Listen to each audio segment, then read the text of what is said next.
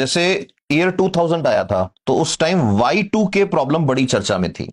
हमारे जमाने का मतलब ऐसे नहीं कि 200-400 साल पुराना हूं मैं, लेकिन उस टाइम है ना, एक सोर्स होता था, एक मैगजीन आती थी कंप्यूटर। जिस जो भी भाई उस मैगजीन का फाउंडर है ना, उनको मेरा धन्यवाद हृदय से। उस जमाने में 98, 99, 2000 के एज के अंदर या तो विज्ञान प्रगति थी और या वो मैगजीन थी। वो ही हमें साइंस की दुनिया में इंट्रोडक्शन ही उन्होंने करवाया है हमारा। तो इंटरनेट क्या होता है हम बस पढ़ते थे, कैसे चलेगा इंटरनेट, ये होगा। तो अब ध्यान सुनना, Y2 के प्रॉब्लम क्या थी, उसके अंदर बड़ा जबरदस्त आया था। और जितना उस टाइम डरे हुए थे लोग कि भाई बैंकों में ये हो जाएगा, तो Y2 के प्रॉब्लम जैसा ही 2038 का आंसर लिखना है आपने। Y2 के प्रॉब्लम क्या थी, याद है ना, कि क्या था कि 00 जैसे ही रात के बजेंगे तो उस दिन तारीख हो जाएगी एक एक, और ईयर 2000 है तो वो 00 हो जाएगा। और उसको कंप्यूटर क्या लेने वाला था कि साहब ये तो 1900 ईयर आ गया। ऐसे ही 2038 इशू बड़ा इंटरेस्टिंग है।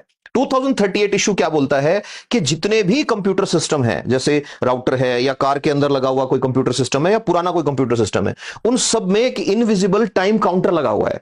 टाइम काउंटर मतलब टाइम को काउंट करता है कि क्या टाइम हो गया है। तो वो जो टाइम काउंटर है ना, वो टाइम का सिस्टम है कंप्यूटर्स का, वो सारा का सारा उसको बोलते हैं यूनिक्स सिस्टम। वो यूनिक्स सिस्टम पे चलता है। अब जो यूनिक्स सिस्टम है, यूनिक्स सिस्टम चलता है 32 बिट सिस्टम पे। और 32 बिट सिस्टम है, उसकी एक लिमिट है। अब इसको जब बनाया था उस टाइम इसको सेट कैसे किया था, उस टाइम इसको सेट किया था कि आपको टाइम कैलकुलेट करना है 1 जनवरी 1970 से। अब 1 जनवरी 1970 से आज का टाइम जैसे निकाल रहा है, जैसे आज मान लो कि साहब 2025 है, तो 2025 है, ये कैसे पता लगा सिस्टम को?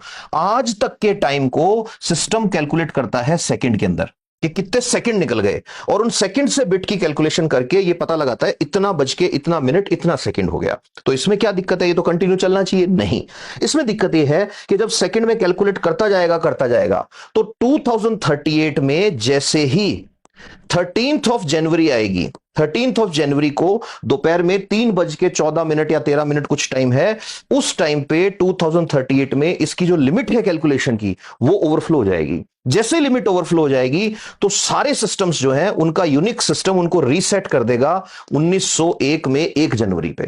तो इस प्रॉब्लम को बोलते हैं 2038 टाइम बॉम्ब ऑफ आईटी। तो ऐसा